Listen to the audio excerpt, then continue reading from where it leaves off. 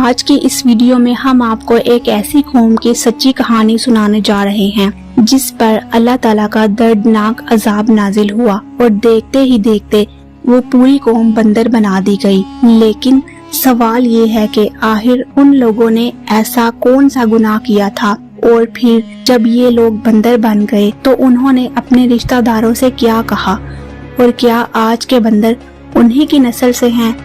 آئیے اس پورے واقعے کو قرآن و حدیث کی روشنی میں جانتے ہیں۔ یہ واقعہ حضرت داؤد علیہ السلام کے دور کا ہے۔ اس وقت ایک بستی تھی جس کا نام ایلا تھا۔ یہ بستی سمندر کے کنارے آباد تھی اور یہاں تقریباً 70,000 لوگ رہتے تھے۔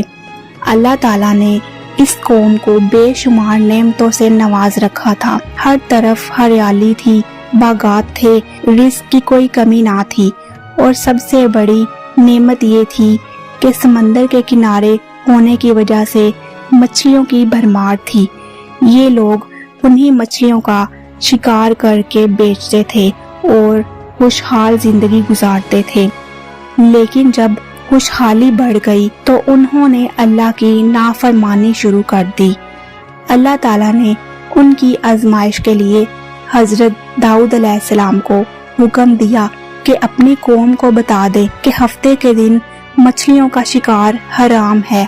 اب مسئلہ یہ تھا کہ ہفتے کے دن مچھلیاں بہت زیادہ کنارے پہ آ جاتی تھیں اور باقی دنوں میں کم آتی تھیں۔ قوم کو یہ بات سخت ناگوار گزری۔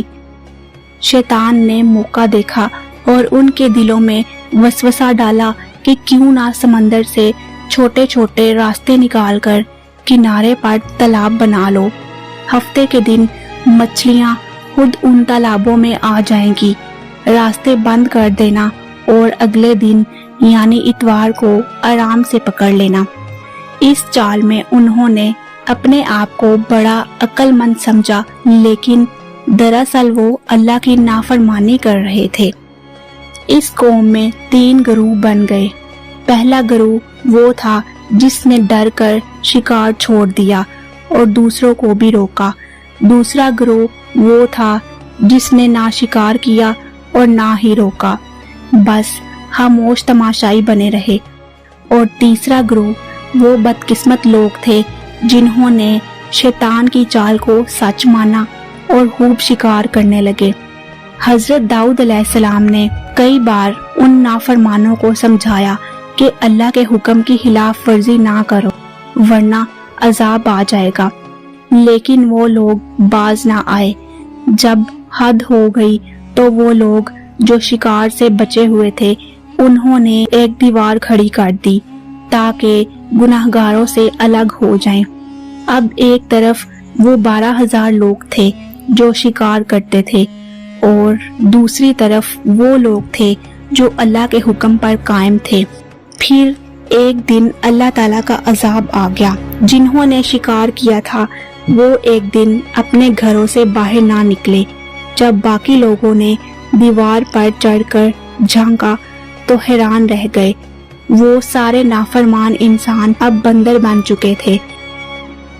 ان بندروں نے اپنے رشتہ داروں کو پہچانا، ان کے کپڑے سونگھے، ان کے پیروں میں لوٹ پوٹ ہوئے، لیکن بول نہ سکے۔ ان کی آنکھوں سے آنسو بہتے تھے مگر ان کے پاس کوئی زبان نہ رہی کہ معافی مانگ سکے۔ ان بندروں نے نہ کچھ کھایا اور نہ ہی پیا۔ 3 دن تک اسی حالت میں بھوکے پیاسے رہے اور پھر دردناک موت مر گئے۔ اللہ تعالیٰ نے ان کی نسل بھی ختم کر دی۔ یہی وجہ ہے کہ آج جو بندر دنیا میں پائے جاتے ہیں وہ اس قوم کی نسل سے نہیں ہے، کیونکہ جس قوم پر اللہ عذاب بھیجتا ہے اس کی نسل آگے نہیں چلتی۔ حضرت عبداللہ بن مسعود رضی اللہ تعالیٰ عنہ سے بھی روایت ہے کہ جو لوگ بندر بنے تھے وہ 3 دن بعد ختم ہو گئے اور ان کا نام و نشان مٹ گیا۔ یہ سبق ہمیں بتاتا ہے کہ اللہ کے حکم کے ساتھ چلاکی کرنا اور شیطان کی باتوں میں آ جانا کس انجام تک پہنچاتا ہے۔ اللہ ہمیں بھی اپنی نافرمانی سے محفوظ رکھے، آمین۔ اگر آپ کو یہ کہانی اچھی لگی ہو تو اس کہانی کو لازمی شیئر کریں تاکہ دوسرے بھی اس سے عبرت حاصل کر سکیں۔